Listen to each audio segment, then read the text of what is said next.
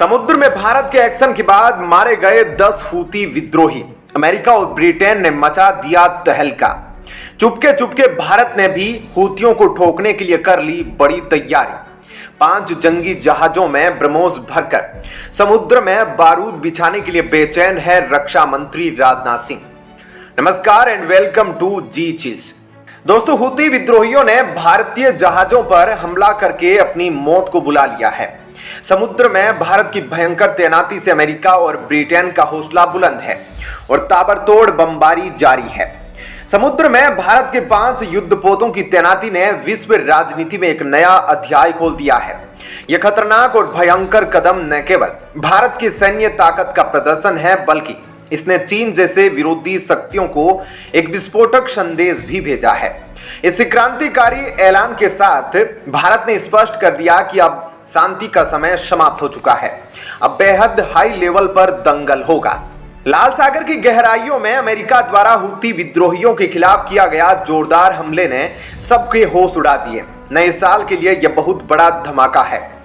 अमेरिकी सेना ने विद्रोहियों की 3 बोट तबाह कर दी, जिसमें 10 विद्रोही मारे गए। यह क्रांतिकारी एक्शन दर्शाता है कि अब शांति नहीं, बहुत बड़े भोकाल की तैयारी है। अब भारत के लिए भी वक्त आ गया है कि चुप्पी तोड़ी जाए, क्योंकि सागर की रणभूमि बुला रही है। अकेला अमेरिका इतना बड़ा कदम उठाने की हिम्मत नहीं कर रहा था, लेकिन जैसे ही उसने देखा कि भारत ने भी 5 डिस्ट्रॉयर जहाज समुद्र में तैनात कर दिए हैं, अमेरिका के हौसले आसमान छूने लगे। क्योंकि भारत के इन सभी जहाजों पर ब्रह्मोस तैनात थे और अमेरिका को अच्छे से पता है कि ब्रह्मोस क्या कर सकती है। अमेरिकी सेना का यह फैसला, जिसमें हूती विद्रोहियों के जहाजों को निशाना बनाया गया, वैश्विक सुरक्षा के लिहाज से एक बड़ा कदम है, जिसमें हमारा प्यारा भारत भी बड़ी भूमिका निभा रहा है। विशेषज्ञों का मानना है कि सागर की लहरों पर भारत का दबदबा बढ़ता जा रहा है। जैसे ही भारतीय युद्धपोत समुद्र की गहराइयों में उतरे, हूती विद्रोहियों ने इसे एक चुनौती के रूप में लिया और उन्होंने फिर से कुछ दूसरे जहाजों पर हमला किया। यह जोरदार हमला हालांकि भारतीय जहाज पर नहीं था, लेकिन भारतीय नेवी का गुस्सा 7वें आसमान पर था, क्योंकि अगला टारगेट हमें भी बनाया जा सकता है। और इसी कारण पर्दे के पीछे से भारत ने तत्काल अमेरिका के साथ मिलकर बवाल मचा दिया। इस गजब के हंगामे में भारत ने स्पष्ट किया कि वह किसी के बाप से नहीं डरता, सामने चाहे हूती हो, ईरान हो या चीन हो।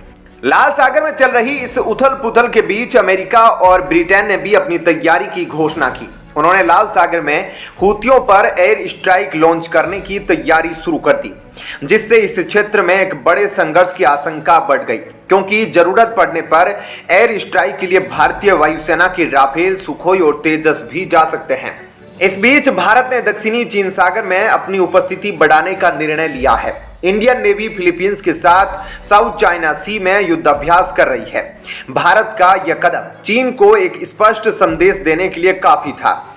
भारतीय नौसेना की इस तैनाती ने न केवल चीन बल्कि पूरी दुनिया को यह संदेश दिया कि भारत अब केवल एक क्षेत्रीय शक्ति नहीं रह गया, बल्कि उसने वैश्विक मंच पर अपनी उपस्थिति दर्ज कराई है। आइए अब जान लेते हैं स्टेप बाय स्टेप कि आखिर कैसे 10 हूती विद्रोही मारे गए।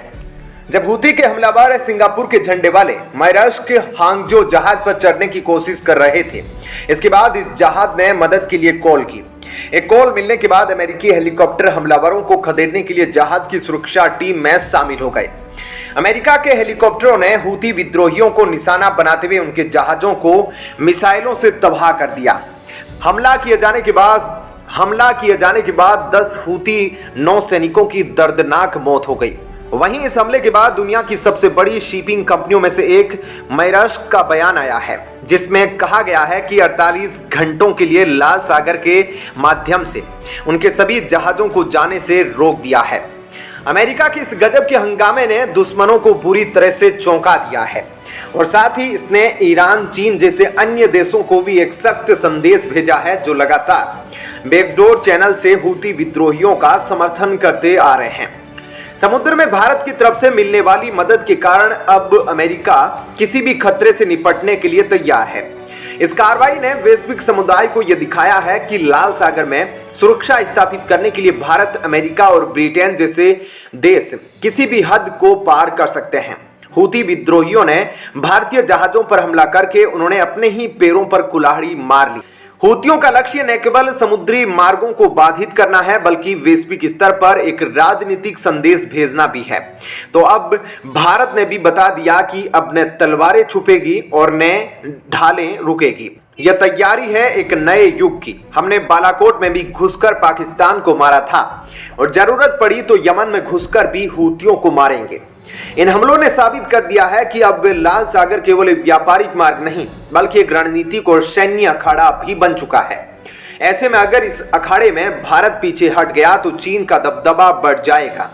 हूती विद्रोहियों की इस हरकत ने न केवल उनके इरादों को स्पष्ट किया है बल्कि यह भी दिखाया है कि वे भारत समेत अंतर्राष्ट्रीय समुदाय के लिए एक बड़ा खतरा बन सकते हैं। इसके चलते विश्व समुदाय को इस समस्या का समाधान खोजने के लिए और अधिक कठोर कदम उठाने पड़ सकते हैं। जरूरत पड़ी तो भारत को ब्रह्मोस का प्रोडक्शन भी बढ़ाना होगा। भारतीय सैनिकों का तांडव और उनके नए नए खूंखार हथियारों ने दुश्मन देशों में त्राहिमाम मचा दिया।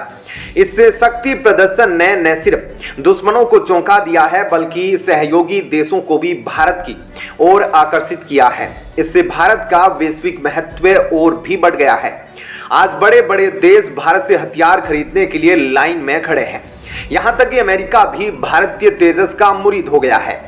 दक्षिणी चीन सागर में तैनाती के फैसले ने भारत को एक मजबूत और साहसिक खिलाड़ी के रूप में पेश किया है।